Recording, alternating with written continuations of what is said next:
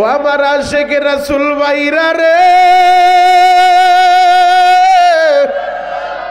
রহমাতুল লিল আলামিন নবী আমার ওই তায়েফে যায় যখন বেঈমানদেরকে দাওয়াত দেয়, ওরা আমার নবীরে পাগল বইলা বইলা পাথর মারে, আর পাথরগুলা এমন ভাবে মারে যায়েদ ইবনে হারেসা বলে এক একটা পাথর আইসা জামাটা ছিদ্র কইরা একেবারে গোশতের ভিতরে ঢুইকা যায়। বাপ, যায়েদ ইবনে হারেসা বলে পাথরগুলা জামা ছিদ্র কইরা গোশতের ভিতরে ঢুইকা যায়, আমি যখন অঙ্গুলি দিয়া পাথরগুলা বের করি সাথে সাথে দেখি রক্ত ফিনকি দিয়া ছুটতে থাকে। আমাদের দেশের ভিতরে বাচ্চাগুলা যেমনি ভাবে গুলাইন দিয়া পাখি শিকার করে, এইভাবে পাথরগুলা গুলাইনের ভিতরে বইরা বইরা আমার নবীর দিকে মারতেছিল। বাবা, আমার নবী বেহুশ একবার পড়ে গেছে, আবার ওই অবস্থায় দাঁড় করে আবার মারা শুরু করছে। যুবক, সহ্য করা যায় না, যায় না। নবীর এই দৃশ্য দেখা আসমানের ফেরেশতারা পর্যন্ত কান্না করতেছিল। আসমানের ফেরেশতাদের কান্না দেখা আল্লাহ পাক রব্বুল আলামিন সাথে সাথে জিবরাইল আমিনকে পাঠায় দিছে। জিবরাইল আমিন আইসা বলল, ইয়া রাসূলুল্লাহ, ইয়া হাবিবাল্লাহ, নবী গো, আপনি যদি একবার বলেন, একবার শুধু আপনি অনুমতি দিবেন, আপনি অনুমতি দিলে পুরা তায়েফটারে উল্টায় দিব। তায়েফের দুই পাশের পাহাড় দিয়া এমন জোরে চাপ মারবো, এই জায়গায় যে কোনো মানুষ বসবাস করছে এর কোনো আলামত অবশিষ্ট থাকবে না। আমার নবী কান্দে আর বলে, জিবরাইল রে, আমি তো বরদোয়া করতে পারি না, আমি তো রহমতের নবী, আল্লাহ আমারে রহমতের নবী বানায় পাঠাইছে। ও জিবরাইল, তুমি যদি এদেরকে শেষ কইরা দাও, আমি কার কাছে যায় দাওয়াত দিব, আমি কার কাছে যায় কোরআনের কথা বলবো? তুমি যদি এদেরকে শেষ কইরা দাও, কে আমার আল্লাহ রে আল্লাহ বইলা ডাক দিব? জিবরাইল রে, আমি বরদোয়া দিতে জানি না, আমি বরদোয়া দিব না রে জিবরাইল। আমার নবী মায়ের খেয়েও বরদোয়া দেয় না। কেন দেয় না জানোনি? আমার নবী ছিলেন দাঈল আল্লাহ, আল্লাহর কোরআন সেটাও জানায় দেয়, ও দাইয়ান ইলাল্লাহ। আমার নবী মায়ের খায় রক্ত জোরের পর বরদোয়া দেয় না, এরপরও নবী দাওয়াত দেয়। ও আমার যুবক বন্ধুরা, পায়ে হাত রেখা বলে যাই, এ দুনিয়া থাকার জায়গা না, মরতে তো তোমাকেও হবে, মরতে তো আমাকেও হবে। নামাজটা নিজের জীবনের সঙ্গী বানায় নাও। কেমনে তুমি নামাজটা ছাইরা দিলা রে ভাই? আমার নামাজের কথা বলতে বলল, আমি তোমাদের পায়ে হাত রেখা বলে যাই, রহমাতুল লিল আলামিন নবী আমার ইন্তেকালের পূর্ব মুহূর্তে এক সপ্তাহ আগে প্রচন্ড অসুস্থ হইয়া নবী যখন রুমের ভিতরে ওই অবস্থায় নবীর নামাজের কথা বলে, মালাকুল মউত আজরাইল জান কবজের কাজ করে, ওই অবস্থায় নবীর নামাজের কথা বলে। কেমনে তুমি নামাজটা ছাইরা দিলা রে ভাই? নামাজটা জীবনের সঙ্গী বানায় নাও। আগে নামাজ পরে হবে আমার কাজ। পবিত্র কোরআনে একবার দুইবার না, এক জায়গায় দুই জায়গায় না, 82 বার 82 জায়গায় আমার আল্লাহ নামাজের কথা বলল। আল্লাহ তো একটা কথা 82 বার বলার দরকার নাই, একবার বললেই তো চলতো, কিন্তু এই নামাজের কত দাম জানোনি? আমার আল্লাহ একবার দুইবার না, এক জায়গায় দুই জায়গায় না, 82 জায়গায় 82 বার এই নামাজের কথা বলছে। নামাজটা কায়েম কইর, নামাজটা সময় মতো আদায় কইর। আমি আপনাদের কাছে জানতে চাই, রোজার মাসে রমজানের রোজা আল্লাহ ফরজ করছে। আল্লাহ জিব্রাইল রে পাঠায় সংবাদ পাঠায় দিছে রমজানের রোজা ফরজ। আল্লাহ হজ ফরজ করছে। নামাজ যেমন ফরজ, হজ সেম একই রকম ফরজ। নামাজ যেমন ফরজ, রোজা সেম একই রকম ফরজ। নামাজ যেমন ফরজ, মা বোনদের জন্য পর্দা করা সেম একই রকম ফরজ। বাপ, পর্দার বিধান আল্লাহ আয়াত নাজিল কইরা জানায় দেয় পর্দা ফরজ করলো। আল্লাহ হজের বিধান আয়াত নাজিল কইরা জানায় দেয় হজ ফরজ করলো। আল্লাহ যাকাতের বিধান দিল জিব্রাইলে পাঠায়, জিব্রাইলের মাধ্যমে।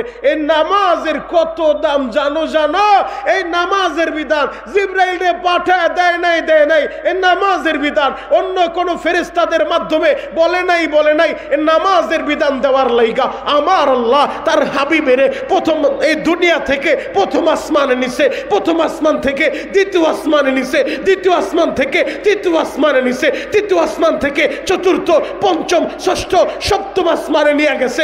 সপ্তম আসমানে নেওয়ার পরে সিদরাতুল মুনতাহা বর্ডার এলাকায় নিয়ে গেছে।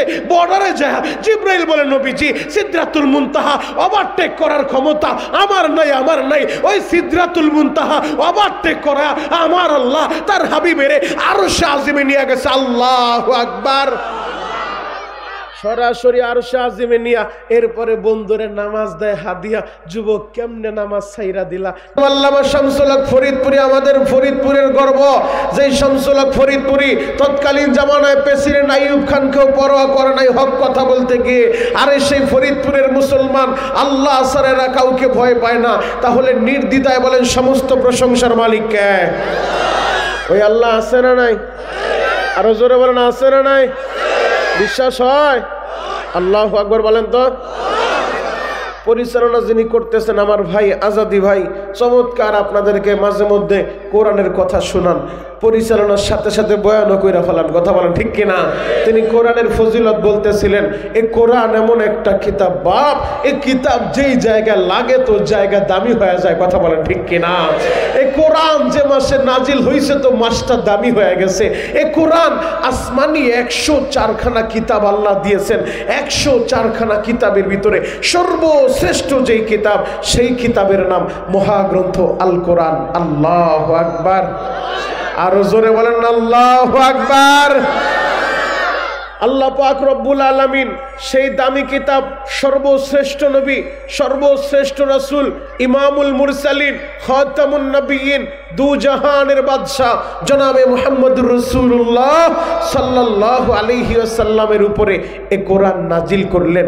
এমন একটা সিচুয়েশনে, এমন একটা প্রেক্ষাপটে, অন্ধকারের যুগে, যেই যুগটাকে আইয়ামে জাহিলিয়া বলা হইতো, বর্বরতার যুগ, মূর্খতার যুগ, অসভ্যতার যুগ, ও যুগে আল্লাহ কোরআন নাজিল করলেন। কোরআন যখন নাজিল হলো, কোরআন নাজিল হওয়ার পরে জাহিলি যুগের যে মানুষগুলা নবীর দরবারে আসলো, নবীর হাতে হাত দিল, কালিমা পড়লো, কোরআন গ্রহণ করলো, তারা নবীর সাহাবী হওয়ার সৌভাগ্য অর্জন করলো। আর যারা নবীর সাহাবী হয়ে গেল, আল্লাহ তাদের সম্পর্কে কি বলে শুনেন। কোনো পেপার পত্রিকার নিউজ আপনাদেরকে আমি শোনাইতেছি না, আমার দেশ পত্রিকা, প্রথম আলো আর ভোরের আলো, এই সমস্ত পত্রিকার নিউজ আপনাদেরকে বলতেছি না।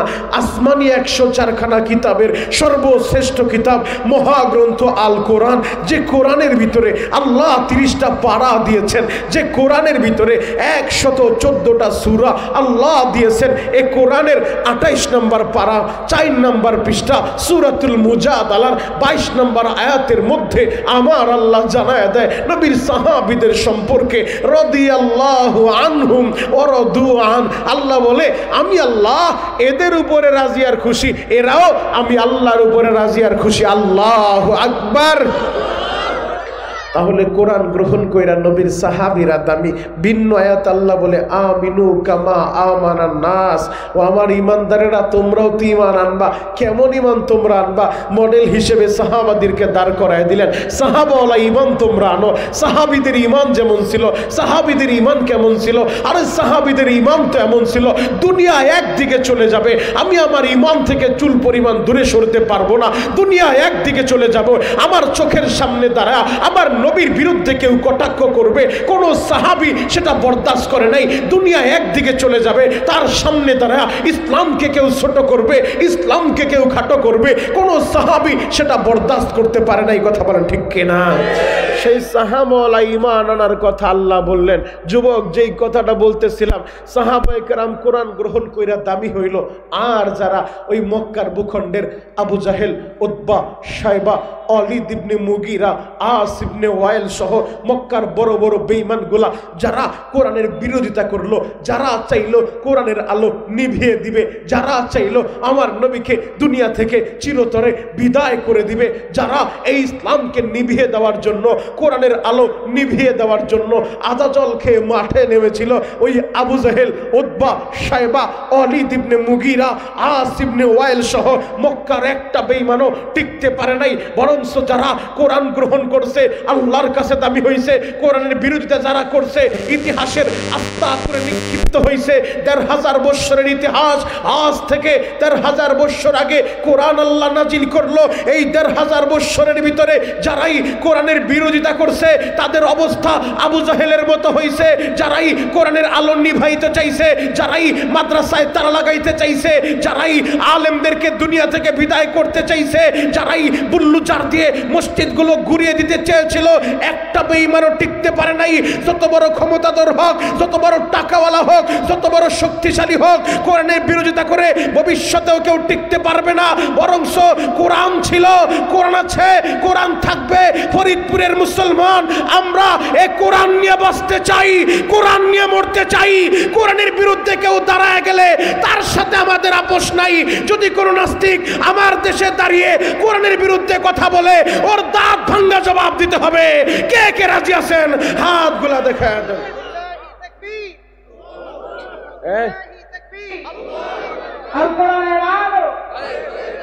কোরআন সুন্নাহর আলো, দিন ইসলামের শত্রুরা, লিল্লাহি তাকবীর। একটু কমাও, সাউন্ড উঠাও। এটা কি পিছনে বক্স লাগাইছো? মাইক নাই ডাইনে বামে? ডাইনে বামের মাইক ঘোরাও, বক্সের সাউন্ড লাগবে না। ডাইনে বামে মাইক ঘোরা, ফুল আওয়াজ দাও মাইক দিয়া, মাইকের আওয়াজ উঠাও। আর একটু কমাও। আল্লাহু আকবার বলেন, আরো জোরে বলেন আল্লাহু আকবার। খারাপ লাগতেছে, কষ্ট পাইতেছে? না, মাইক ভালো আছে মাশাআল্লাহ, সার্ভিসটা দিলি। আল্লাহু আকবার বলেন, আরো জোরে বলেন আল্লাহু আকবার। তাহলে কোরআনের পক্ষে আমরা থাকতে চাই, কোরআন নিয়ে আমরা বাঁচতে চাই, কোরআন নিয়ে আমরা মরতে চাই।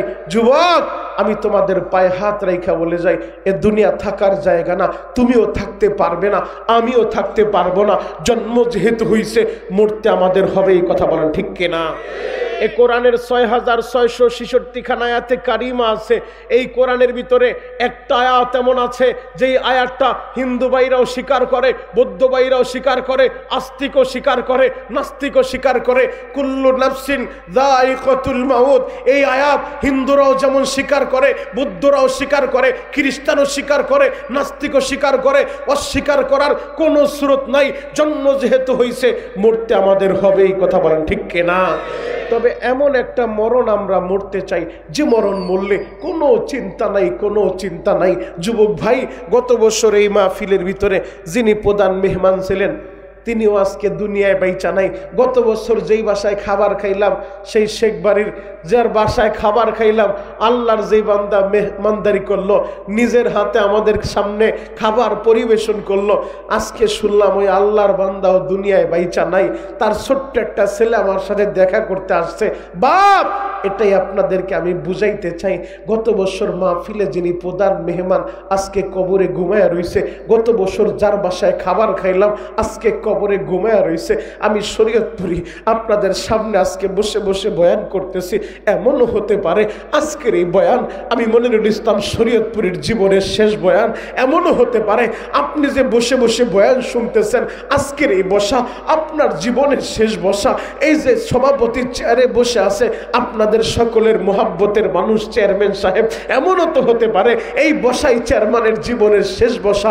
আগামী বছরও শেখ বাড়ির যুবকেরা জান্নাতের মেলা মিলাবে, ওলামায়ে কেরাম আসবে, বয়ান হবে, কিন্তু সভাপতির চেয়ারটা খালি থাকবে, প্রধান বক্তা অন্য কেউ হবে। আমি শরীয়তপুরি কবরে ঘুমায় থাকবো। এই যে আলেম ভাই বসে আছে, এমনও তো হতে পারে আজকের এই বসা আমাদের কার যেন জীবনের শেষ বসা। কথা বলেন ঠিক কিনা? হতে পারে কি পারে না? আরো জোরে বলেন, পারে কি পারে না? আমার সদরপুরের বাইরা রে,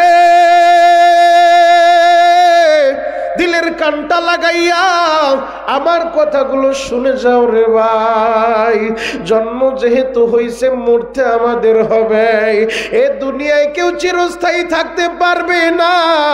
এ দুনিয়ায় যারই জন্ম হইছে তারই মরণ হবে। যিনি থাকার তিনি তো থাকতে পারেন নাই। ইমামুল মুরসালিন রহমাতুল্লিল আলামিন নবী আমার, যার জন্য গোটা জগৎ আমার আল্লাহ সাজাইল, ওই নবীও তো চিরদিন থাকতে পারে নাই রে বাবা। আমার নবী ইন্তেকালের এক সপ্তাহ আগে আমার নবীর শরীরে প্রচন্ড জ্বর উঠা গেছে বাবা। নবী আমার মসজিদে যাইতে পারে না, ইমামের মুসাল্লায় দাঁড়াইয়া ইমামতি করতে পারে না বাবা।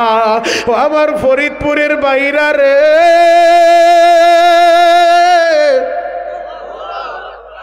রহমাতুল্লিল আলামিন নবী আমার অসুস্থ হইয়া যখন বিছানায় পড়ে আছে, আল্লাহ নবী একদিন আম্মা জান আয়েশারে বললেন, আয়েশা রে আমার একটু ধরো, আমার একটু ধইরা জানালার কাছে নাও, জানালার পর্দাটা একটু সরায় দাও, আমি একটু দেখতে চাই আমার সাহাবীদের নামাজের দৃশ্য।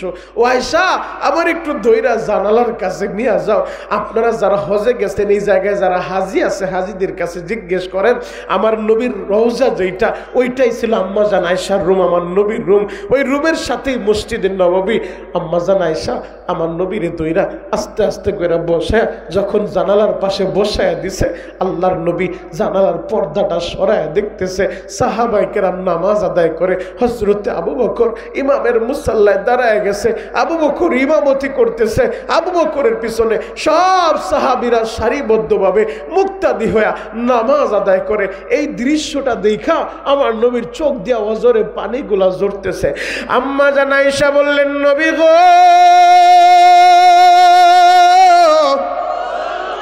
আমার বাবা ইমামের মুসাল্লায় দাঁড়াইয়া আমার বাবা ইমামতি করে গো নবী, মনে হয় এই দৃশ্যটা দেখে আপনি কষ্ট পাইছেন।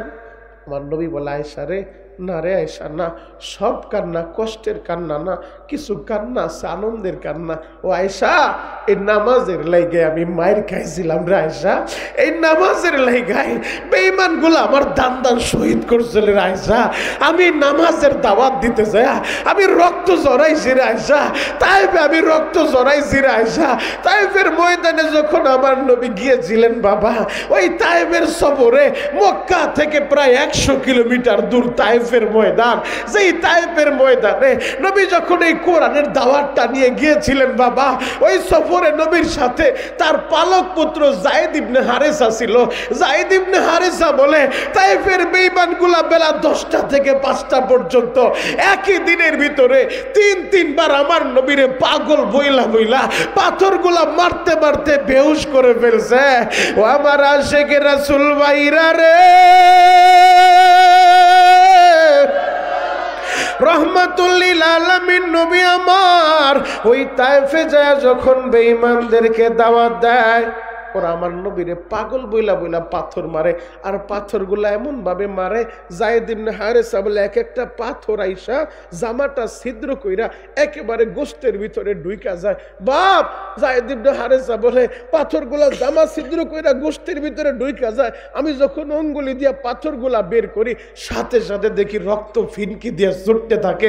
আমাদের দেশের ভিতরে বাচ্চাগুলা যেমনি ভাবে গুলাইন দিয়া পাখি শিকার করে, এইভাবে পাথরগুলা গুলাইনের ভিতরে বইরা বইরা আমার নবীর দিকে মারতেছিল বাবা। আমার নবী বেহুশ একবার পড়ে গেছে, আবার ওই অবস্থায় দাঁড় করে আবার মারা শুরু করছে। যুবক সহ্য করা যায় না। নবীর এই দৃশ্য দেখা আসমানের ফেরেশতারা পর্যন্ত কান্না করতেছিল। আসমানের ফেরেশতাদের কান্না দেখা আল্লাহ পাক রব্বুল আলামিন সাথে সাথে জিবরাইল আমিনকে পাঠায় দিছে। জিবরাইল আমিন আইসা বলল, ইয়া রাসূলুল্লাহ, ইয়া হাবিবাল্লাহ, নবী গো আপনি যদি একবার বলেন, একবার শুধু আপনি অনুমতি দিবেন, আপনি অনুমতি দিলে পুরা তায়েফটারে উল্টায় দিব। তায়েফের দুই পাশের পাহাড় দিয়া এমন জোরে চাপ মারবো এই জায়গায় যে কোনো মানুষ বসবাস করছে এর কোনো আলামত অবশিষ্ট থাকবে না। আমার নবী কান্দে আর বলে, জিবরাইল রে আমি তো বরদোয়া করতে পারি না, আমি তো রহমতের নবী, আল্লাহ আমারে রহমতের নবী বানায় পাঠাইছে। ও জিবরাইল তুমি যদি এদেরকে শেষ কইরা দাও, আমি কার কাছে যায় দাওয়াত দিব, আমি কার কাছে যায় কোরআনের কথা বলবো? তুমি যদি এদেরকে শেষ কইরা দাও, কে আমার আল্লাহ রে আল্লাহ বইলা ডাক দিব? জিবরাইল রে আমি বরদোয়া দিতে জানি না, আমি বরদোয়া দিব না রে জিবরাইল। আমার নবী মায়ের খেয়েও বরদোয়া দেয় না। কেন দেয় না জানোনি? আমার নবী ছিলেন দাঈল আল্লাহ, আল্লাহর কোরআন সেটাও জানায় দেয়, ওয়া দাইয়ান ইলাল্লাহ। আমার নবী মায়ের খায় রক্ত জোরের পর বরদোয়া দেয় না, এরপরও নবী দাওয়াত দেয়। ও আমার যুবক বন্ধুরা, পায়ে হাত রেখা বলে যাই, এ দুনিয়া থাকার জায়গা না। মরতে তো তোমাকেও হবে, মরতে তো আমাকেও হবে। নামাজটা নিজের জীবনের সঙ্গী বানায় নাও। কেমনে তুমি নামাজটা ছাইরা দিলা রে ভাই? আমার নামাজের কথা বলতে বলল, আমি তোমাদের পায়ে হাত রেখা বলে যাই, রহমাতুল লিল আলামিন নবী আমার ইন্তেকালের পূর্ব মুহূর্তে এক সপ্তাহ আগে প্রচন্ড অসুস্থ হইয়া নবী যখন রুমের ভিতরে ওই অবস্থায় নবীর নামাজের কথা বলে, মালাকুল মউত আজরাইল জান কবজের কাজ করে, ওই অবস্থায় নবীর নামাজের কথা বলে। কেমনে তুমি নামাজটা ছাইরা দিলা রে ভাই? নামাজটা জীবনের সঙ্গী বানায় নাও। আগে নামাজ পরে হবে আমার কাজ। পবিত্র কোরআনে একবার দুইবার না, এক জায়গায় দুই জায়গায় না, 82 বার 82 জায়গায় আমার আল্লাহ নামাজের কথা বলল। আল্লাহ তো একটা কথা 82 বার বলার দরকার নাই, একবার বললেই তো চলতো। কিন্তু এই নামাজের কত দাম জানোনি? আমার আল্লাহ একবার দুইবার না, এক জায়গায় দুই জায়গায় না, 82 জায়গায় 82 বার এই নামাজের কথা বলছে। নামাজটা কায়েম কইর, নামাজটা সময় মতো আদায় কইর। আমি আপনাদের কাছে জানতে চাই, রোজার মাসে রমজানের রোজা আল্লাহ ফরজ করছে। আল্লাহ জিব্রাইল রে পাঠায় সংবাদ পাঠায় দিছে রমজানের রোজা ফরজ। আল্লাহ হজ ফরজ করছে। নামাজ যেমন ফরজ, হজ সেম একই রকম ফরজ। নামাজ যেমন ফরজ, রোজা সেম একই রকম ফরজ। নামাজ যেমন ফরজ, মা বোনদের জন্য পর্দা করা সেম একই রকম ফরজ। বাপ, পর্দার বিধান আল্লাহ আয়াত নাজিল কইরা জানায় দেয় পর্দা ফরজ করলো। আল্লাহ হজের বিধান আয়াত নাজিল কইরা জানায় দেয় হজ ফরজ করলো। আল্লাহ যাকাতের বিধান দিল জিব্রাইলে পাঠায়, জিব্রাইলের মাধ্যমে। এই নামাজের কত দাম জানো? জানো এই নামাজের বিধান জিব্রাইলে পাঠায় দেয় নাই, দেয় নাই। এই নামাজের বিধান অন্য কোন ফেরেশতাদের মাধ্যমে বলে নাই, বলে নাই। এই নামাজের বিধান দেওয়ার লাইগা আমার আল্লাহ তার হাবিবের প্রথম এই দুনিয়া থেকে প্রথম আসমানে নিছে, প্রথম আসমান থেকে দ্বিতীয় আসমানে নিছে, দ্বিতীয় আসমান থেকে তৃতীয় আসমানে নিছে, তৃতীয় আসমান থেকে চতুর্থ, পঞ্চম, ষষ্ঠ, সপ্তম আসমানে নিয়ে গেছে। সপ্তম আসমানে নেওয়ার পরে সিদরাতুল মুনতাহা বর্ডার এলাকায় নিয়ে গেছে। বর্ডারে যায় জিব্রাইল বলে, নবীজি সিদরাতুল মুনতাহা ওভারটেক করার ক্ষমতা আমার নাই, আমার নাই। ওই সিদরাতুল মুনতাহা ওভারটেক করা আমার আল্লাহ তার হাবিবের আরশে আজিমে নিয়ে গেছে। আল্লাহু আকবার। সরাসরি আরশে আজিমে নিয়া এরপরে বন্ধুরে নামাজ দেয় হাদিয়া। যুবক, কেমনে নামাজ ছাইরা দিলা? নামাজের কত দাম শোনো। ফেরেশতা পাঠায়া হজ দিতে পারে, জিব্রাইল পাঠায়া যাকাতের বিধান দিতে পারে, জিব্রাইল পাঠায়া পর্দার বিধান দিতে পারে, জিব্রাইল পাঠায়া রোজার বিধান দিতে পারে, জিব্রাইল পাঠায়া অন্যান্য বিধি বিধান দিতে পারে। কিন্তু আমার আল্লাহ নামাজের দামটা কত? এত দামি নামাজ, এ নামাজ জিব্রাইলের মাধ্যমে পাঠায় নাই, এ নামাজ সরাসরি বন্ধুরে আরশ আজিমে নিয়া এরপরে নামাজ দিল হাদিয়া। তাও দিছে 50 ওয়াক্ত। হাবিব আমার 50 ওয়াক্ত নামাজ পায়া আনন্দে আত্মহারা কত তাড়াতাড়ি জমিনে আসবে। আয়েশা উম্মতেরে বলবে, উম্মতেরা আমার আল্লাহ আমার নামাজ দিছে হাদিয়া। যদি দুনিয়া আসার আগে কোন উম্মতটা কবরে চইলা যায়, কোন উম্মতটা মারা যায়, ও তো নামাজ পাবে না, পাবে না। এজন্য রহমাতুল লিল আলামিন নবী আমার আনন্দে আত্মহারা তাড়াতাড়ি রওনা হয়ে গেছে। ও যুবক বন্ধুরা, সিদরাতুল মুনতাহা পাড়ি দিয়া, সপ্তম আকাশ পাড়ি দিয়া ষষ্ঠ আসমানে চইলাইছে। ষষ্ঠ আসমানে মুসা নবী ছিল। মুসা নবী বলেন, নবীজি আল্লাহ আপনারে কি দিল? বলে, আমার উম্মতের 50 ওয়াক্ত নামাজ দিছে হাদিয়া। আপনি কি কিছু বলেন নাই? আমি কি বলবো? আল্লাহ হাদিয়া দিছে। আমি তাড়াতাড়ি জমিনে যাইতে চাই। আমি দুনিয়ায় যাওয়ার আগে যদিও কোনো উম্মত আমার মইরা যায়, ও তো এই নামাজটা পাবে না, পাবে না। মুসা নবী বলেন, নবী গো আপনার উম্মত 50 ওয়াক্ত নামাজ আদায় করতে পারবো না। আমি বনি ইসরাইলের নবী ছিলাম, 3 ওয়াক্ত নামাজ দিছে, তাই বনি ইসরাইলরা পড়তো না। ওরা মাঝে মধ্যে বলতো আমাদের পেঁয়াজের খেতে কাজ আছে, আলু খেতে পানি দিতে হবে, আমাদের বিভিন্ন ঝামেলা আছে। ও মুসা তুমি যাওয়ার তোমার আল্লাহ যা পড়ো, আমরা পারবো না। 3 ওয়াক্ত নামাজ ওরা পড়তে পারতো না, ওরা ঠিক মতো পড়তো না। নবী আপনার উম্মত হায়াত পাইব কম, গড়ে 60 থেকে 70 বছর, আপনার উম্মত পারবো না, আপনি যান আল্লাহর কাছে। যাব, আপনি যান, আল্লাহর কাছে গেছে। আমার আল্লাহ বলে হাবিব আমার আপনি যেহেতু আবার আইছেন, আপনার সম্মানে 5 ওয়াক্ত কমায় দিলাম, এখন 45 ওয়াক্ত আছে। আল্লাহু আকবার। আবার মুসা নবীর কাছে আছে, ভাই মাইকে সাউন্ড উঠাও, শুধু পিস দা আমারে বুঝাইলে কামাইব না, সাউন্ড উঠাও, টন বেস মাস্টার আর উঠাও। মাইক আমার মতো খেলতেছে না, ডাইন পাশ থেকে বাম পাশ থেকে আমার কানের দিকে মাইক ঘুরাও, এই পিছন দিকে মারলে মাথা ব্যথা হয়।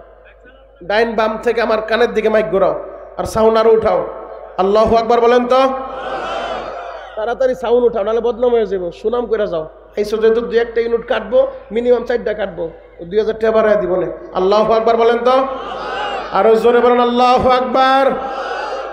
খারাপ লাগতেছে? আপনাদের কষ্ট হয়?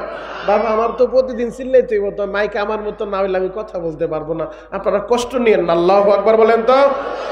তো আমার নবী আবার যখন গেছে এই দামি মাস রজবের চাঁদে, আমার আল্লাহ তার হাবিবের নিয়ে নামাজটা দিছে। এই মাসে আজকের মাহফিল শেখ বাড়ির মাহফিল, মাসটাও দামি, এই মাসেই নামাজ আল্লাহ ফরজ করছে।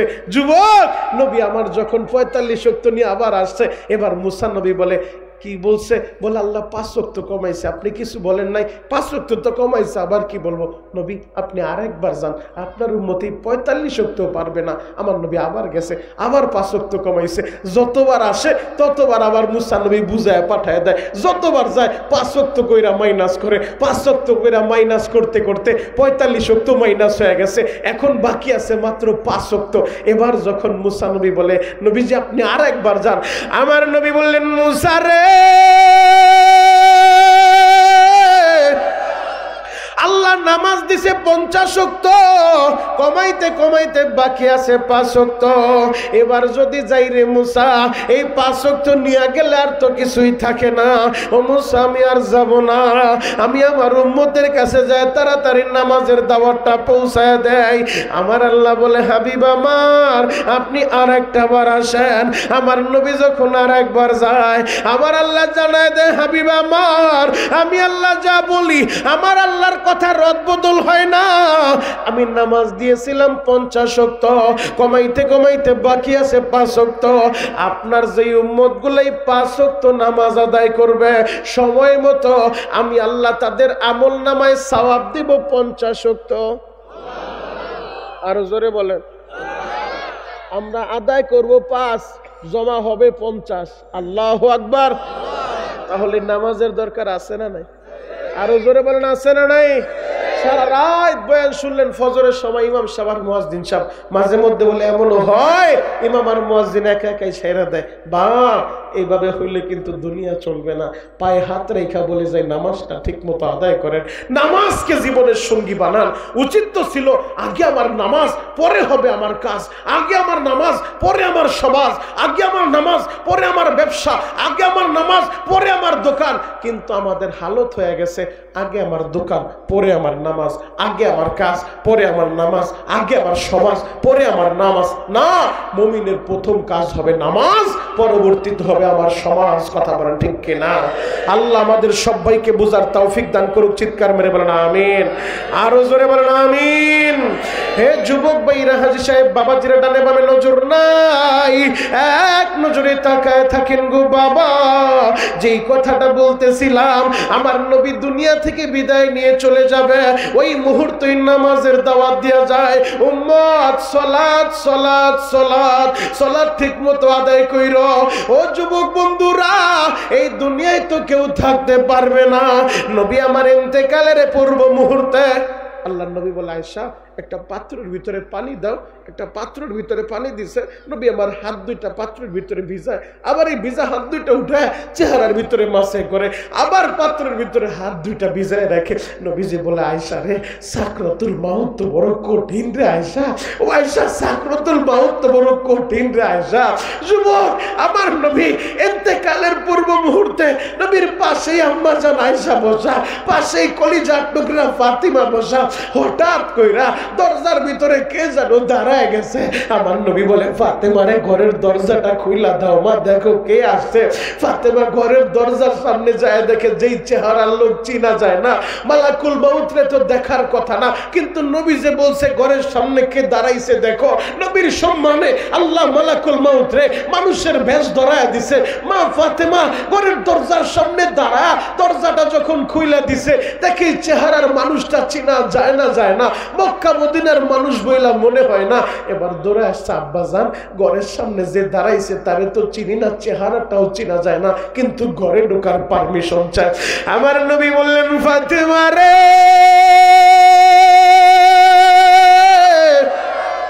দরজার সামনে যে দাঁড়াইছে রে মা, দুনিয়ার কোন মানুষ না, মালাকুল মউত আজরাইল রে মা। সে যে দরজার সামনে দাঁড়ায় যায়, তার দুনিয়ার স্বাদ সব শেষ হয়ে যায় রে মা।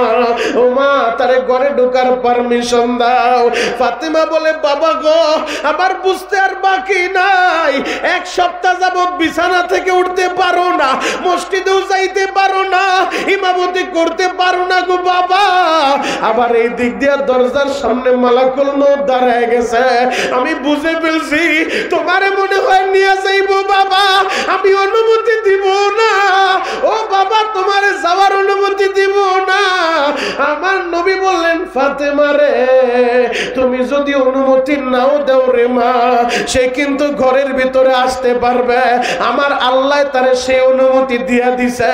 দুনিয়ার কারো কাছে যাইতে তার অনুমতি লাগে না রে মা। এটা তোমার বাবার সম্মান, তোমার বাবার সম্মানে অনুমতি চাইছে। ও ফাতেমা, অনুমতি দিয়া দাও রে মা। এবার মালাকুল মউত আজরাইল ঘরে ঢুইকা আমার নবীরে সালাম দেয় গো বাবা। আমার নবী বলে, মালাকুল মউত একটু অপেক্ষা করো, আমি জিবরাইলের সাথে কথা বইলা নাই। জিবরাইল আইসা নবীরে সালাম দেয়, ইয়া রাসূলুল্লাহ, ইয়া হাবিবাল্লাহ, নবী গো, আপনি যদি থাকতে চান আল্লাহ আপনারে সেই সুযোগ দিয়েছে, থাকতে পারবেন। আর যদি থাকতে না চান, আপনার সময় হয়েছে, আপনি অনুমতি দিলে যান, কবজের কাজ করবে। আমার নবী বললেন, জিবরাইল রে, আমি যে থাকবো এরপরে কি হবে? বলে, এরপরেও মরতে হবে। ইন্নাকা মাইয়িতু ওয়া ইন্নাহুম মাইয়িতুন। নবী গো, আপনিও মরণশীল, তারাও মরণশীল, কেউ থাকতে পারবে না। একজনই মাত্র বাকি থাকবেন, তিনি কে? আরো জোরে বলতে হবে, তিনি কে? একমাত্র আল্লাহ থাকবে, আল্লাহ ছাড়া আর কেউ থাকবে না। আসমানবাসীও থাকবে না, জমিনবাসীও থাকবে না, মালাকুল মউতও থাকবে না, জিব্রাইলও থাকবে না, মিকাইলও থাকবে না, ইসরাফিলও থাকবে না, আজরাইলও থাকবে না, কেউ থাকবে না। একজন মাত্র অবশিষ্ট থাকবেন, তিনি হলেন আল্লাহ। জিব্রাইল বলেন, নবীজি আপনিও থাকবেন না, এরাও কেউ থাকতে পারবে না। আমার নবী বললেন, জিব্রাইল রে, দাঁড়াও তাহলে, আমি অনুমতি দিব। এবার নবী আমার যখন চোখের পানি জড়াইতেছে, জিবরাইল আমিন বলেন, নবীজি বুঝতে পারছি আপনার ফাতেমার জন্য কষ্ট হইতেছে। নবীজি, ফাতেমারে তো আল্লাহ, ফাতেমার জন্য কষ্ট হইতেছে। আমার নবী বলেন, না রে জিবরাইল, না, আমার ফাতেমার জন্য আমি কাঁদি না। তাহলে কার জন্য কাঁদেন? বুঝতে পারছি, নাতি হাসান আর হুসাইনের কথা মনে পড়ছে। আমার নবী বলেন, না রে জিবরাইল, না, হাসান হুসাইনের লাইগাও কাঁদি না। তাহলে কার জন্য কাঁদেন? আমার নবী বললেন, জিবরাইল রে, আমার উম্মতের জন্য কাঁদি। আমার উম্মতের কি উপায় হবে? আমি নবীর ওফাতের পর আল্লাহ যদি উম্মতের একসাথে শেষ কইরা দেয়, কারণ অন্যান্য নবীর উম্মতের আমার আল্লাহ একসাথে সমূলে ধ্বংস কইরা দিছে। ও জিবরাইল, আমার উম্মত গুনাহ করবে, যদি যদি গুনার কারণে আমার উম্মতের আমার আল্লাহ একসাথে ধ্বংস কইরা দেয়, এই কারণে আমি চোখের পানি জড়াই। যতদিন আমি ছিলাম আমার উম্মতের সমূলে আল্লাহ ধ্বংস করবে না আমার মোহাব্বতে, আমি না থাকলে কি উপায় হবে?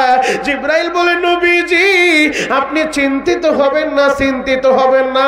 আপনার ওফাতের পর আপনার উম্মতের জিম্মাদার আল্লাহ। আল্লাহু আকবার। আল্লাহ স্বয়ং আপনার উম্মতের জিম্মাদার। যুবক, মালাকুল মউত আজরাইলের নবী যখন অনুমতি দিছে, জান কবজের কাজ চলতেছে, ওই অবস্থায় নবী বইলা যায়, সলাত সলাত সলাত, উম্মত নামাজ আদায় কইরো, নামাজ আদায় কইরো। যুবক ভাইরা, আমি তোমাদের পায়ে হাত রাইখা বলে যাই, ওই নামাজকে নিজের জীবনের সঙ্গী বানায় নাও। আজ থেকে নামাজকে জীবনের সঙ্গী বানাও। এ রজবের চাঁদে নামাজ আল্লাহ ফরজ করতে পারি না মাওলা, হ্যাঁ, যে চাঁদে নামাজ ফরজ করছো, এই চাঁদ থেকে আজকের এই মাহফিল থেকে আমি ওয়াদা করলাম আর জীবনে নামাজটা ছেড়ে দিব না। জীবনে যতদিন বাঁচবো 5 ওয়াক্ত নামাজ আমি সময় মতো আদায় করব। মালিক তুমি আমারে কবুল করে নাও। ও যুবক, মনে মনে ভাবতে পারো, হুজুর আমি তো 30 বছর নামাজ পড়ি না, 30টা বছর রোজা রাখি না, আমি তো আল্লাহর হুকুম মানি না, আমারে কি আল্লাহ মাফ করব? যুবক রে, এখনো সময় আছে। জীবনের ইউটার্নটা শুধু ঘুরায় নাও। দুনিয়াতে থাকতে তো পারবাই না, ইউটার্নটা শুধু ঘুরায় নাও। আজকের মাহফিলে বৈশাখ চোখের পানি জড়ায় যদি বলতে পারো, মাওলা হ্যাঁ আপনি আমারে মাফ করে দেন, আর নামাজ ছেড়ে দিব না। 30 বছর মসজিদে যাই নাই, এখন থেকে মসজিদে যাব। 30 বছর রমজানের রোজা রাখি নাই, এবছর রমজানের রোজা শুরু করব। জীবনে যত বছর বাঁচবো আর রমজানের রোজাটা ছেড়ে দিব না। যদি সাচ্চা পাক্কা ওয়াদা করতে পারো, আমার আল্লাহ তোমার জীবনের সব গুনাহ মাফ করে দিবে। আল্লাহু আকবার। আরো জোরে বলেন আল্লাহু আকবার। আল্লাহ মাফ করতে পারে কি পারে না? আরো জোরে বলেন, পারে কি পারে না? বিশ্বাস হয়? বিশ্বাস হয়? আল্লাহু আকবার বলেন তো। যুবক ভাই, বর্তমানে মুরব্বীদের চাইতে যুবকদের মৃত্যুর সংখ্যাটা বেশি। অধিকাংশ যুবক প্রতিদিন রোড অ্যাক্সিডেন্ট করে মারা যায়। এমন কোনো দিন নাই যুবকের লাশের খবর নাই, এমন কোনো দিন নাই যে মৃত্যুর সংবাদ পাই না। আমাদের চোখের সামনে কত যুবকরে দেখলাম মোটর সাইকেল নিয়ে বের হয়েছে, ট্রাকের নিচে পইরা দুনিয়া থেকে বিদায় নিয়ে চলে গেল। আপনারা কি দেখেন নাই? আমাদের এই মাওয়া হাইওয়ে রোডের ভিতরে প্রতিদিন অ্যাক্সিডেন্ট হচ্ছে। গতকাল রাত্রেও অ্যাক্সিডেন্ট হলো, কয়েকদিন আগে আপনারা দেখেছেন। আহারে, একটা যুবক মোটর সাইকেল নিয়ে বের হয়েছে, তার পিছনে তার কলিজার টুকরা 4 বছরের মেয়ে, এরপরে তার বেগম সাহেবা স্ত্রী বসা। ওই কুচিয়া মারা টোল প্লাজার দলেশ্বরী সেতুর ভাড়া পরিশোধ করতেছিল। যুবকটা যখন টোল প্লাজায় ভাড়াটা পরিশোধ করলো, হঠাৎ করে যুবক চিৎকার বাইরে সাংবাদিকদেরকে বলে, আমি যখন টোলের ভাড়াটা পরিশোধ করলাম, আমি দেখলাম পিছন দিক থেকে কে যেন আমারে ধাক্কা দিল, আমি সিটকে দূরে যায় পড়লাম। আমি পড়া থেকে উঠা আমি তাকায় দেখি আমার 4 বছরের মেয়েটা বাসের চাক্কার নিচে একেবারে বদ্ধা হয়ে গেছে। আমি তাকায় দেখি আমার বেবিও আর দুনিয়ায় বাইচা নাই। ওই যুবক চিৎকার মারে আর কান্দে। ওই যুবক বলে, আমি এখন কারে মা বইলা ডাকবো? আমি আমার মেয়েটারে মা বইলা ডাকতাম, আমার এই মেয়েটা দুনিয়া থেকে চইলা গেল, আমি এখন কারে মা বইলা ডাকবো? সদরপুরের বাইরা রে, ওই যুবকের চোখের সামনে তার বিবিও চইলা গেল, মেয়েটাও চইলা গেল রে ভাই। আজকে সরোয়ার ভাই আমারে বলে, হুজুর আমার ছোট ভাইটা হঠাৎ কইরা অসুস্থ হইল, ইবনে সিনা নিয়ে ট্রিটমেন্ট করাইলাম, সব কিছু চেক আপ করলাম, আমার আল্লাহ তো নিয়ে গেল। গত বছর যেই যুবকটা বাইচা ছিল, আজকে সে বাইচা নাই, কবরে ঘুমায়া রইছে। মাগরিবের নামাজের পর আমি ওর কবরটা জিয়ারত করছি। ও যুবক বন্ধুরা, আমি তোমাদের পায়ে হাত রেখে বলে যাই, ওই সরোয়ারের বাতিজা, যেই ছোট্ট বাতিজাটার রাইখে ওর বাবা মারা গেল, ওই পিচ্চিটার মুখটা ফাইরা দেখো, বাবার জন্য কত ব্যথা রে ভাই। ও আমার যুবক বন্ধুরা, তোমরা যারা বাপ হারাইছো রে ভাই, তোমরা যারা মায়ের হারাইছো, এই মজলিসে বৈশা বৈশা চোখের পানি জড়াইতে থাকবা আর বলবা, মালিক রে আজকে আজকের এই মাহফিল যদি জীবনের শেষ মাহফিল হয়ে যায়, আল্লাহ তুমি দাও না আমারে মাফ কইরা। যদি ডাকার মতো ডাকতে পারো রে বাবা আমার আল্লাহ, তোমার সব গুনাহগুলা এই মুহূর্তেই মাফ করে দিতে পারে। তোমার আমার গুনাহ করতে সময় লাগছে 10 বছর, 20 বছর, 30 বছর, 50 বছর লাগা গেছে। আমার আল্লাহর মাফ করতে 10 আর 20 বছর লাগবে না, 50 বছর লাগবে না। আমার আল্লাহর 99 নামের ভিতরে আমার আল্লাহর একটা নাম হলো গফফার। এই গফফার নামের খাতিরে আমার আল্লাহ এই মুহূর্তেই মাফ করতে পারে। কথা বলেন ঠিক কিনা? গলা ফাটা একটা ডাক দেন তো, ইয়া আল্লাহ। আরো জোরে ডাক দেন, ইয়া আল্লাহ। ও দয়ার আল্লাহ, আজকের এই মাহফিল আপনি কবুল করে নেন। আমরা যারা হাজির হয়েছি রে মালিক, আমাদের মা বাবা আত্মীয় স্বজন যারাই মারা গেছে, কবরগুলা জান্নাতের বাগান বানায় দেন। চিৎকার মেরে বলেন আমিন। তাহলে কবরে আমাদেরকে যাইতেই হবে, মরতে আমাদের হবে, এটাই স্বাভাবিক। বেঁচে আছি এটা অস্বাভাবিক, কিন্তু মরতে হবে এটা স্বাভাবিক। কথা বলেন ঠিক কিনা? মুহতারাম হাজিরিন, তাহলে মরার আগে 1 নাম্বার আমল আমরা আজকের মাহফিল থেকে শিক্ষা নিলাম, নামাজকে জীবনের সঙ্গী বানাতে হবে। কারণ নামাজ এত দাম, এত দাম, বলে নামাজ দেওয়ার জন্য আমার আল্লাহ তার বন্ধুরে আরো আজিমে নিয়ে নামাজটা হাদিয়া দিছে। রোজা জিবরাইলের মাধ্যমে রোজা ফরজ করছে, হজ জিবরাইলের মাধ্যমে ফরজ করছে, যাকাত জিবরাইলের মাধ্যমে সংবাদ পাঠায় ফরজ করছে, অন্যান্য বিধিবিধান জিবরাইলের মাধ্যমে সংবাদ পাঠায় দিছে। কিন্তু নামাজ এমন একটা আমল, এত দামি আমল, এই আমল জিবরাইলের মাধ্যমে পাঠায় নাই, তার বন্ধুরে আরো আজিমে নিয়া এরপরে নামাজটা হাদিয়া দিছে। আল্লাহু আকবার। তাহলে নামাজকে নিজের জীবনের সঙ্গী বানাবো ইনশাআল্লাহ, ইনশাআল্লাহ। আর সাহাবীদের মতো নিজের জীবনের চাইতেও সাহাবীদের মতো আল্লাহ যে সাহাবাওয়ালা ঈমান আনতে বলছে, সাহাবায়ে কেরামের চোখের সামনে দাঁড়া কেউ ইসলামকে ছোট করবে, ইসলামকে খাটো করবে, সাহাবায়ে কেরাম সেটা বরদাস্ত করে নাই। এজন্যই আল্লাহ সাহাবাওয়ালা ঈমান আমাদেরকে আনতে বলছে, আমিনু কামা আমানান নাস। আমার ঈমানদারেরা তোমরা ঈমান আনবা, সাহাবাওয়ালা ঈমান আনো। সাহাবাওয়ালা ঈমান কত মজবুত ছিল, জ্বলন্ত একটা প্রমাণ আপনাদের সামনে আমি তুলে ধরতে চাই। হযরতে খুবাইব রাদিয়াল্লাহু তাআলা আমার নবীর আদরের একজন সাহাবী ছিলেন, আমার নবীর ভালোবাসার একজন সাহাবী ছিলেন। এই খুবাইব রে বেঈমানগুলা গ্রেফতার কইরা নিয়ে গেছে, খুবাইব রে দুনিয়া থেকে বিদায় করে দিবে। খুবাইব রে রুমের ভিতরে যে বন্দী করে রেখেছিল, ওই রুমে খাবারটা পর্যন্ত দেয় নাই, পানিটাও পৌঁছাইতে দেয় নাই, খাবার পানি বন্ধ করে দিছে। কিন্তু হঠাৎ করে একটা বেঈমান দরজার আড়াল দিয়া তাকায় দেখে খুবাইবের রুমের ভিতরে খাবার দেই না, পানি দেই না, কিন্তু খুবাইবের সামনে থোকা থোকা আঙ্গুরের থোকা দেখা যায়, ফল ফ্রুট দেখা যায়। জিজ্ঞেস করে খুবাইব এই খাবারগুলা কোত্থেকে পাইলা? আমরা তো খাবার তোমারে খাইতে দেই নাই। খুবাইব বলে আমার আল্লাহ, যে আল্লাহর গোলামি আমি করি, ওই আল্লাহ জান্নাত থেকে আমার রিজিকের ব্যবস্থা করছে। আল্লাহু আকবার। সদরপুরের বাইরা রে, যেই দিন খুবাইব রে শহীদ করে দিবে, বেঈমানগুলা হাতে পায়ে রশি লাগায় খুবাইবরে টেনে টেনে নিয়ে যায়, খুবাইবরে শহীদ করবে। আর এই তামাশা দেখার লাইগা শত শত যুবকরা পিছনে পিছনে যাচ্ছে, খুবাইবরে শহীদ করবে। এই দৃশ্য তারা দেখবে। বড় একটা কাঠের মঞ্চ করছে, মঞ্চের ভিতরে উঠে খুবাইবের হাত দুইটা দুই দিকে সরায়, আরে এই হাতের ভিতরে পেরেক ঢুকায় দিছে বাপ, কাঠের সাথে পেরেক ঢুকাইছে, দুই হাতের সাথে পেরেক ঢুকায় বডির ভিতরে কাটা দিয়ে এমন ভাবে আঘাত করতেছে, চালনির মতো ঝাঁঝরা করে ফেলছে।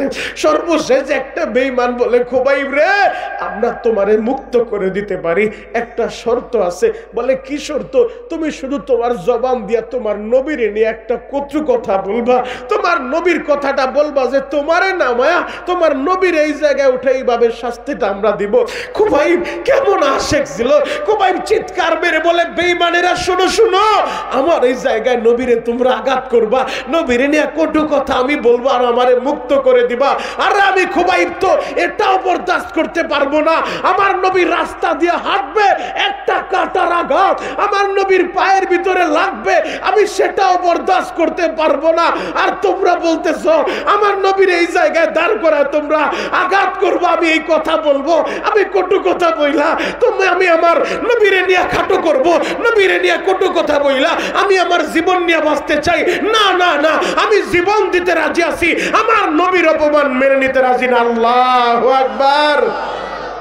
সর্বশেষ আর একটা বেঈমান বলে, খোবাইব তুমি তো কিছুক্ষণ পর দুনিয়া থেকে বিদায় নিবা, তোমারে শহীদ করে দিব, মরার আগে বলো তোমার শেষ কোনো ইচ্ছা আসেনি, থাকলে বলতে পারো, আমরা পুরা করব। খোবাইব বলে, যেহেতু তোমরা পুরা করতে চাও তাহলে আমি তোমাদের কাছে বলি, আমি মরার আগে 2 রাকাত সালাত আদায় করতে চাই, আমার একটু সুযোগ দিবা, আমার এই কপালটা আমার মাওলার কুদরতি কদমে একটু লাগাইতে চাই, কুদরতি কদমে লাগাইতে চাই। সদরপুরের বাইরা রে এবার খোবাইব রে সাইরা দিছে, যাও তুমি নামাজ আদায় কইরা নাও, তোমারে আমরা শুলে চড়ায় শহীদ করে দিব, তুমি তো কিছুক্ষণ পর শহীদ হয়ে যাইবা, যাও শেষ সুযোগটা তোমারে দিলাম, তুমি 2 রাকাত সালাত আদায় কইরা নাও। এবার খোবাইব নামাজে দাঁড়ায় গেছে। ও আমার দাড়ি পাকা আব্বা জানেরা, ও কলিজার টুকরা যুবকেরা, খোবাইব যখন নামাজের ভিতরে দাঁড়ায় গেছে, খোবাইব নামাজটা শেষ করছে তাড়াতাড়ি, লম্বা নামাজ পড়ে নাই। একটা বেঈমান বলে, খোবাইব রে এত তাড়াতাড়ি কেন নামাজটা শেষ করলা? আমি তো জানি তোমার কেরাত অনেক সুন্দর। ও খোবাইব, তুমি যখন নামাজে দাঁড়াও লম্বা কেরাত পড়ো, তুমি যখন রুকু করো লম্বা রুকু করো, তুমি যখন সিজদায় যাও লম্বা সিজদা করো, এত তাড়াতাড়ি কেন নামাজটা শেষ কইরা দিলা?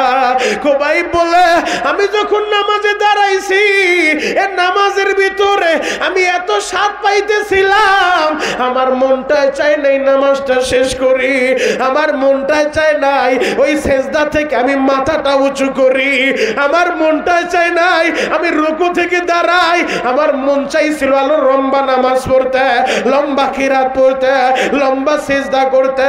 আমি কেন তাড়াতাড়ি নামাজ শেষ করলাম জানো? বলো কেন তাড়াতাড়ি শেষ করলাম? আমি এজন্যই তাড়াতাড়ি শেষ করলাম, আমি যদি লম্বা সিজদা দেই, আমি যদি লম্বা রুকু করি, তোমরা অট্ট হাসি হাসবার বলবা নবীর সাহাবী মরণ রে ভয় পাইছে, মৃত্যুরে ভয় পাইয়া নামাজে দাঁড়াইছে আর সালাম ফিরায় না, সিজদায় পড়ছে আর কপাল উঠায় না, ইসলাম নিয়ে হাসাহাসি করবা, ইসলাম নিয়ে কটাক্ষ করবা, আমি বরদাস্ত করতে পারবো না, আমি খোবাইব শহীদ হয়ে যাব।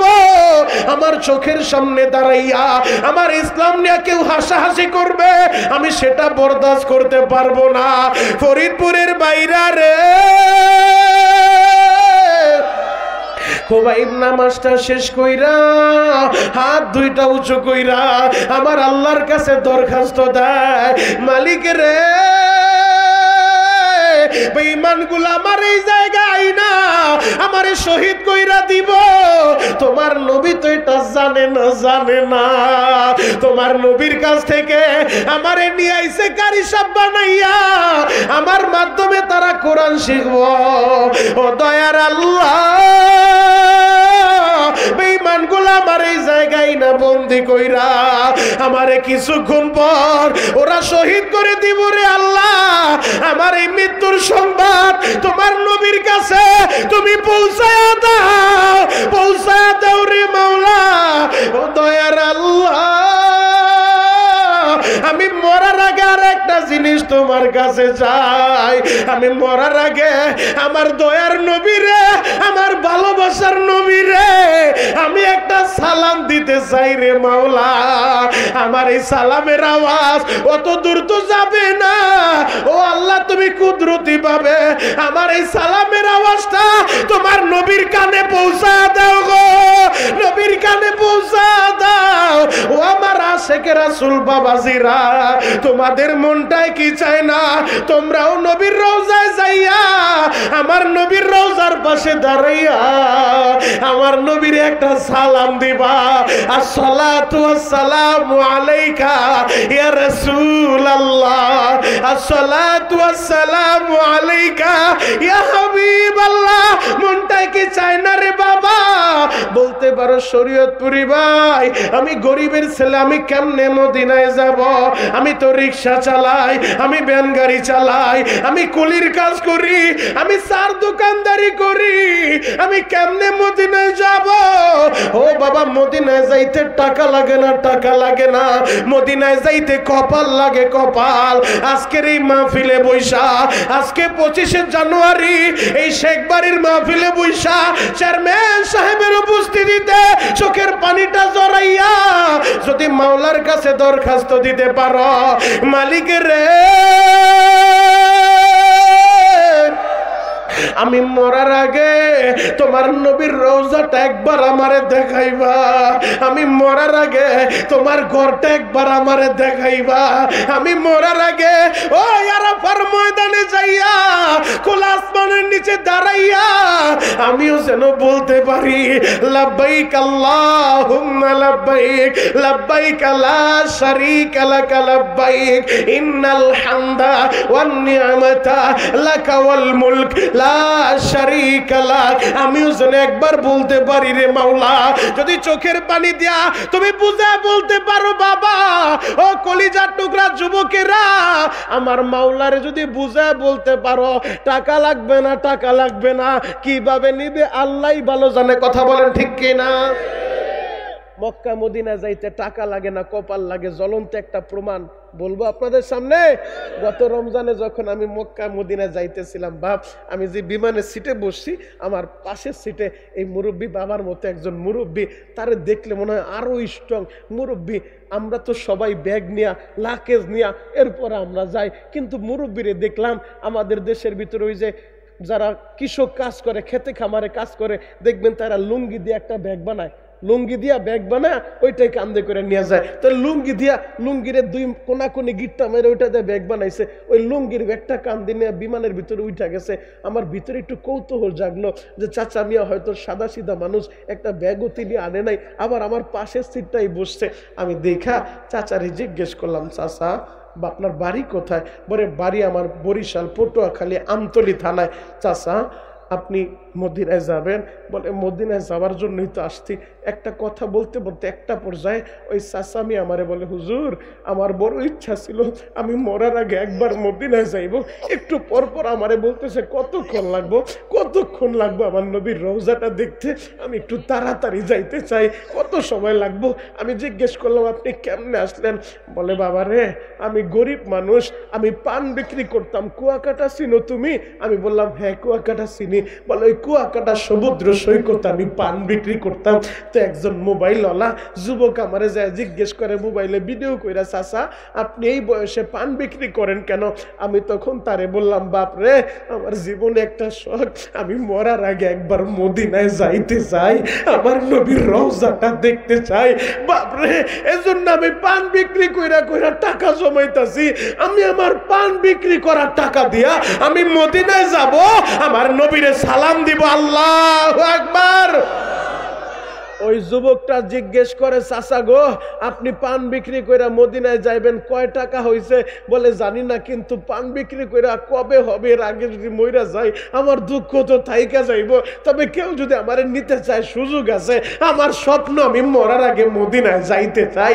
এই ভিডিওটা যুবকটা ছাইরা দিছে।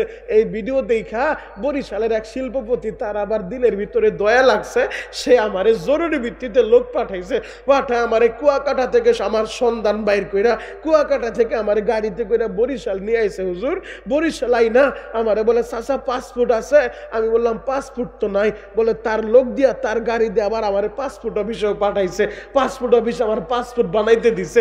এরপরে আজকে যখন আসবো, গতকালকে আসার আগে, বিদায় নেওয়ার আগে তার লোক দিয়ে আমার বাড়ি থেকে নিয়ে আইছে, অনেক রকম খাবার আমারে দিছে, আবার আমারে বের কইরা ডলার দেখাইতেছে, যে $100ও দিছে, যে আমারে মার্কেট করতে বলছে। বাবা ওই লোকটা আমার এই মদিনায় পাঠায় দিছে। আমি শুধু একা না, আমার সাথে ওই যে আর একজন হাফেজ সাহেব আছে অন্ধ, যে চোখে দেখে না, ওই হাফেজেরও একই অবস্থা। সে গরিবের ছেলে কিন্তু অন্ধ হাফেজ হইছে, তারও মনে একটাই তামান্না, মরার আগে মদিনায় যাইতে চায়, নবীর রওজার পাশে তারা একটা বার নবীরে সালাম দিতে চায়। আমারে আর ওই অন্ধ হাফেজ এই দুইজন রে ওই শিল্পপতি পাঠায় দিছে। আমি নাম বললে সবাই আপনারা তারে চিনবেন, কিন্তু নামটা আমি বলবো না। যুবক ভাই শুনো, ওই দুইটা লোক যখন আমার সাথে বসা, আবার যখন বিমানবন্দরে আমরা আসার সময় একই অবস্থা, ওই গাড়টি বস্তা, আলাদা কোনো লাকেজ নাই, কোনো কিছু নাই, লুঙ্গি দিয়া ব্যাগ বানায়া গাড়টি হাতে কইরা এরপরে বিমানবন্দরের ভিতরে ঢুইকা যায়। বাপ, তখন আমি মনেরে বুঝাই, রে বোন, মদিনায় যাইতে যে টাকা লাগে না, আমার আল্লাহ তো আমার এই দেখাইলো, দেখ শরীয়তপুরি তোরে আমি দেখাইলাম, মদিনায় যাইতে টাকা লাগে না, মুরব্বি চাওয়ার মতো চাইছে, আমার আল্লাহ তারে নিয়ে গেছে। একটা দুইটা প্রমাণ না, অহরহর প্রমাণ আছে। চলুন তার একটা কথা আমি তোমাদেরকে বলে যাই। একজন ভিক্ষুক মহিলা বাড়ি বাড়ি ভিক্ষা করে, যেই ভিক্ষা দেয়, ভিক্ষা দিলে ভিক্ষুকেরা কিন্তু একটা দোয়া দেয়, আল্লাহ তোমারে ভালো রাখুক। কথা বলেন ঠিক কিনা?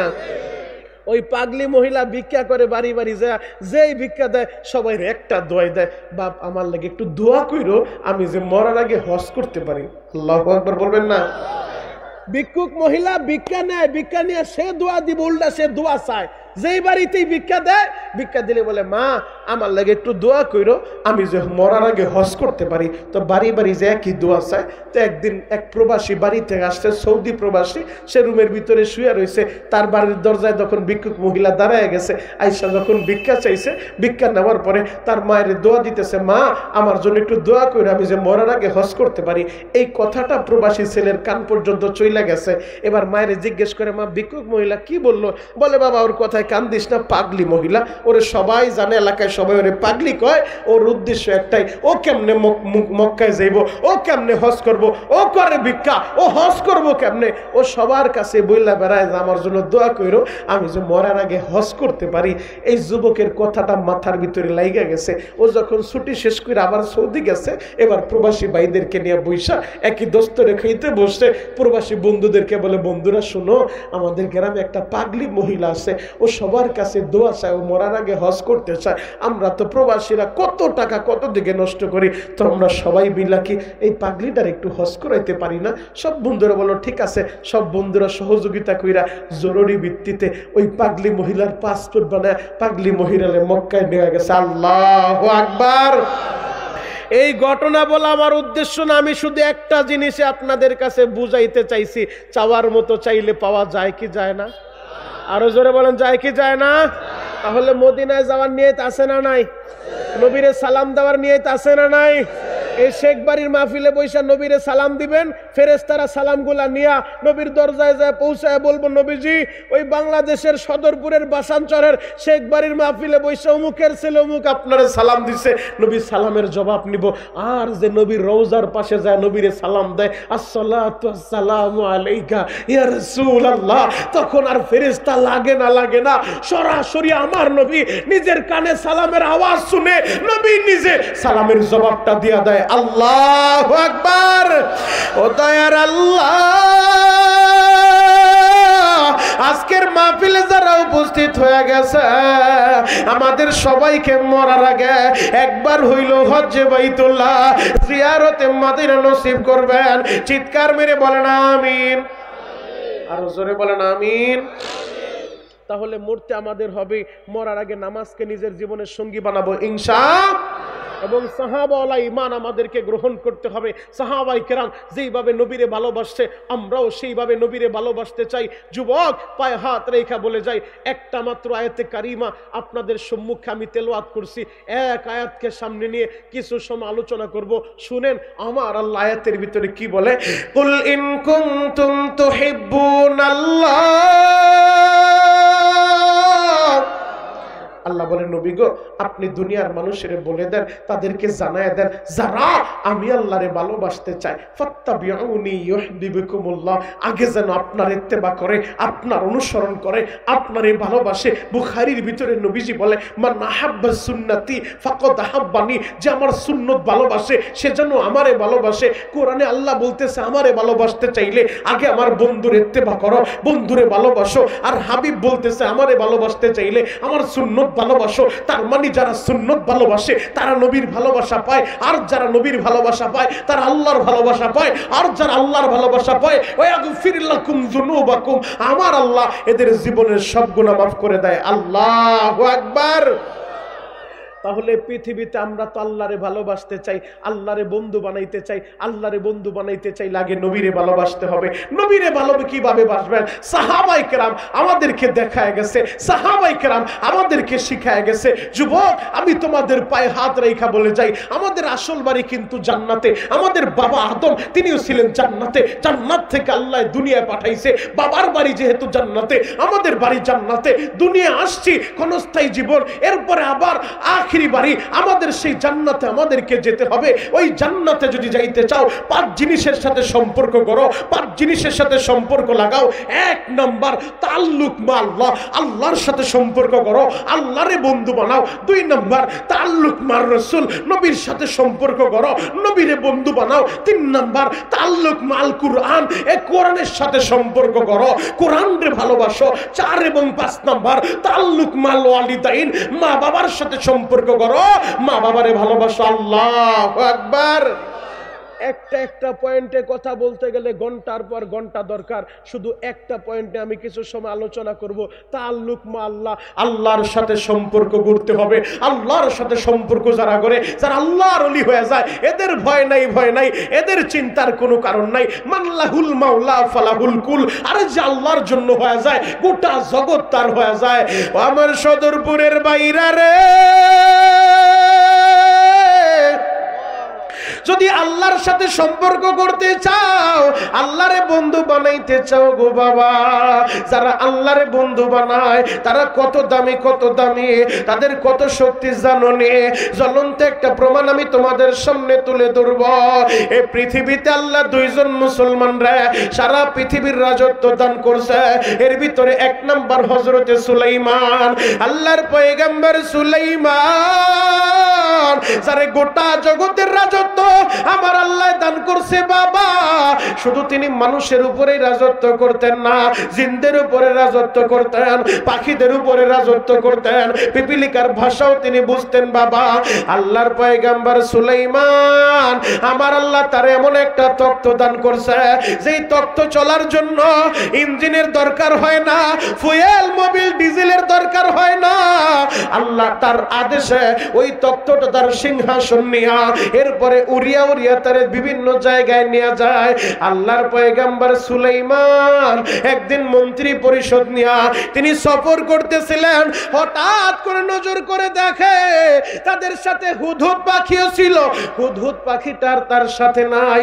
পয়গম্বর সুলাইমান বলে মালিয়ালা আরল হুদহুদা আম কানা মিনাল গায়বিন, আমার কি হলো, আমার কি হলো, আমি কেন হুদহুদকে দেখছি না?